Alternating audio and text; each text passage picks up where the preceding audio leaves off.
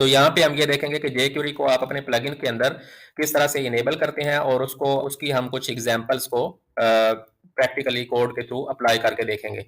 एक JavaScript file हम अपने एडमिन साइड के लिए रजिस्टर करवा लेते हैं और एक हम फ्रंट एंड साइड के लिए रजिस्टर करवा लेते हैं। हम सबसे पहले अपने कोड के अंदर आते हैं और कोड के अंदर जो हमारा एडमिन का फोल्डर है, इस एडमिन के फोल्डर के अंदर हम एक फोल्डर बना लेते हैं जावास्क्रिप्ट का, ठीक है, जिसके अंदर हमारी सारी जावास्क्रिप्ट की फाइल्स आएंगी। और इसी तरह हम एक फोल्डर बना लेते हैं CSS का, जिसके अंदर हमारा सारा CSS का कोड आएगा जो एडमिन साइट के लिए होगा। इसी तरह जो आपका पब्लिक का फोल्डर है, इसके अंदर भी हम एक फोल्डर बना लेते हैं जावास्क्रिप्ट के लिए और एक फोल्डर हम बना लेते हैं CSS के लिए। और इसी तरह आप जो इंक्लूड्स का फोल्डर है उसके लिए भी दोनों फोल्डर्स बना सकते हैं।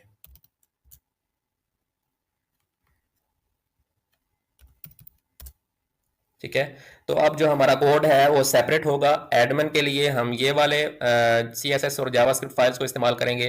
फ्रंट एंड के लिए हम ये वाली CSS और जावास्क्रिप्ट फाइल्स इस्तेमाल करेंगे जो हम इन फोल्डर्स के अंदर ऐड करेंगे। और अगर आपका कोई CSS या जावास्क्रिप्ट का कोड फ्रंट एंड पे भी रन होता है और बैक एंड पे भी रन होता है, तो उस केस में आप इस CSS या जावास्क्रिप्ट फाइल्स को इस्तेमाल कर सकते हैं। तो इस तरह से हम अपनी फंक्शनैलिटी को सेपरेट कर सकते हैं। अब हम क्या करेंगे कि एडमिन साइड के लिए एक जावास्क्रिप्ट फाइल ऐड करते हैं। तो जावास्क्रिप्ट फोल्डर के अंदर हम एक न्यू फाइल बनाएंगे, तो इसको हम नेम दे देते हैं admin-js या .js भी हमने लिखना है तो इसको हम जस्ट कर देते हैं admin.js। तो इसके अंदर हमारी एडमिन का जावास्क्रिप्ट का कोड आएगा, इसको हम एंटर कर देते हैं। इसी तरह एक हम फाइल बना लेते हैं पब्लिक साइड के लिए और इसके अंदर हम एक न्यू जावास्क्रिप्ट फाइल ऐड करते हैं, तो इसका हम नेम दे देते हैं public.js। तो अब हम क्या करेंगे कि इन दोनों जो हमने जावास्क्रिप्ट की ये दोनों फाइल्स ऐड की हैं, इनको हम एनक्यू करवाएंगे बैक एंड के लिए, एडमिन के लिए और फ्रंट एंड के लिए। तो उसके लिए हमारे पास एक्शन हुक्स अवेलेबल हैं, तो ये हम एक्शन हुक कॉपी कर लेते हैं। अब सबसे पहले हमने क्या करना है कि एक एडमिन के लिए, एडमिन साइड के लिए अपनी जावास्क्रिप्ट फाइल को रजिस्टर करवाना है। ठीक है, तो एडमिन साइड की जितनी फंक्शनैलिटी है हमारी वो एडमिन डैश कोर के अंदर हम लिख रहे हैं। तो इस फाइल के अंदर हम आ जाएंगे admin dash core dot PHP के अंदर और इसमें कहीं पे भी हम अपनी उस फाइल को रजिस्टर कर सकते हैं। तो लेट्स से जो डीएक्टिवेशन की हुक है इसके नीचे हम इस फाइल को एनक्यू करवाते हैं, तो यहाँ पे हम कमेंट ऐड कर देंगे और यहाँ पे हम इस एक्शन हुक को ऐड कर देते हैं। तो ये एक्शन हुक है जिसके ज़रिए हम एडमिन साइड के लिए अपनी फाइल को रजिस्टर करवाएंगे और ये हमारा कॉल बैक फंक्शन है, इसको हम अपडेट कर देते हैं। लेट्स से इसको हम नेम दे देते हैं plugin prefix NQ admin files. ठीक है, इस फंक्शन के जरिए हम एडमिन साइड की जावास्क्रिप्ट या लेटर ऑन CSS की फाइल्स को रजिस्टर करवाएंगे। तो ये कॉल बैक फंक्शन हम डिफाइन कर लेते हैं। यहाँ पे सबसे पहले फंक्शन का नेम आ गया, फिर स्मॉल ब्रैकेट्स, फिर कर्ली ब्रेसेस और यहाँ पे फिर हम उस फंक्शन के एक फंक्शन यूज़ करेंगे यहाँ पे अवेलेबल है wp-enqueue_script का, तो इसको हम यूज़ कर लेंगे। तो इस फंक्शन के अंदर सबसे पहले हम अपनी फाइल के लिए एक यूनिक नेम डिफाइन करेंगे। ठीक है, तो इसको हम नेम दे देते हैं admin-script।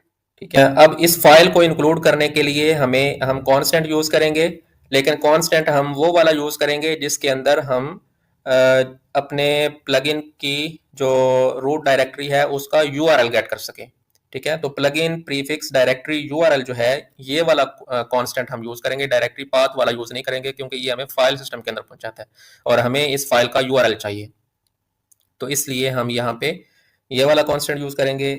ये पेस्ट कर दिया। फिर नेक्स्ट हमने किस फाइल के अंदर जाना है, तो जो URL का कांस्टेंट है ये इसके एंड पे स्लैश नहीं आता। ठीक है, तो यहाँ पे हम स्लैश भी ऐड करेंगे और फिर हम बताएंगे कि हमने किस फोल्डर के अंदर जाना है। तो हमने एडमिन फोल्डर के अंदर जाना है और एडमिन फोल्डर के अंदर फिर हमने JS फोल्डर के अंदर जाना है और फिर हमारी जो फाइल है उसका नेम है admin.js।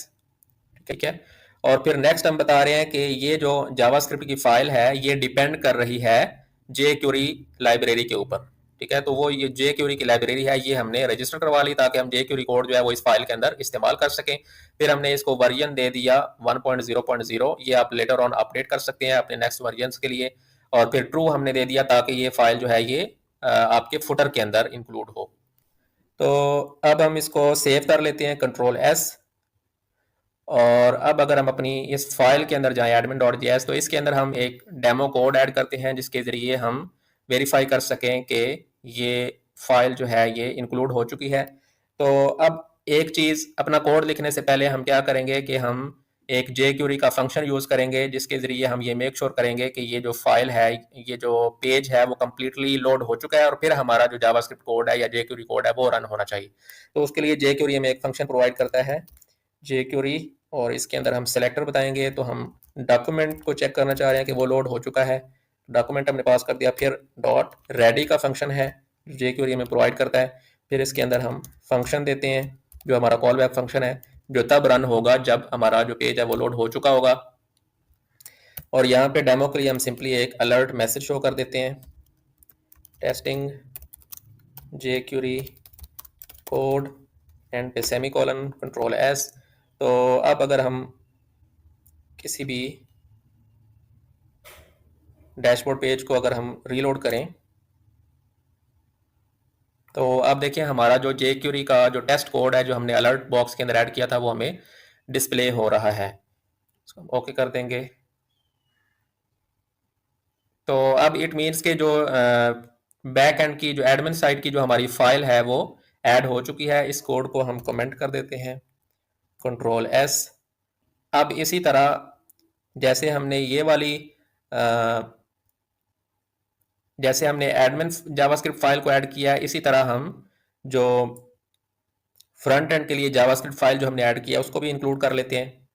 तो जो फ्रंट एंड का कोड है हमारा वो public-core.php के अंदर है। तो public-core.php फाइल के अंदर हम जाएंगे और यहाँ पे हम इसके नीचे डिफाइन कर लेते हैं, ये कोड हमने पेस्ट कर दिया वहीं से। और फिर इसको हम अपडेट कर देंगे एनक्यूइंग फ्रंट एंड जावास्क्रिप्ट फाइल। और फिर ये जो फ्रंट एंड के लिए जो हम एक्शन हुक यूज़ करते हैं वो है wp enqueue स्क्रिप्ट्स। ठीक है, और कॉल बैक फंक्शन जो है इसका नेम हम अपडेट कर देते हैं, इसको हम कर देते हैं public_files, और इसका जो नेम है वो हम कर देते हैं public-script। और यहाँ पे अब प्लगइन डायरेक्टरी URL आ गई और फिर हमने जाना है पब्लिक के फोल्डर के अंदर और फिर जावास्क्रिप्ट फोल्डर के अंदर, और हमारी फाइल का नेम है public.js। ये भी jQuery पे डिपेंड कर रही है, इसका वर्जन 1.0 है। इसको हमने ट्रू कर दिया है, मीन्स के इसको हम फुटर के अंदर लोड करेंगे। इसको हम सेव कर लेते हैं और इसी तरह जो हमने जावास्क्रिप्ट के अंदर जो टेस्ट कोड लिखा था इसी को हम टेस्टिंग के लिए फ्रंट एंड साइड पे लिख देते हैं।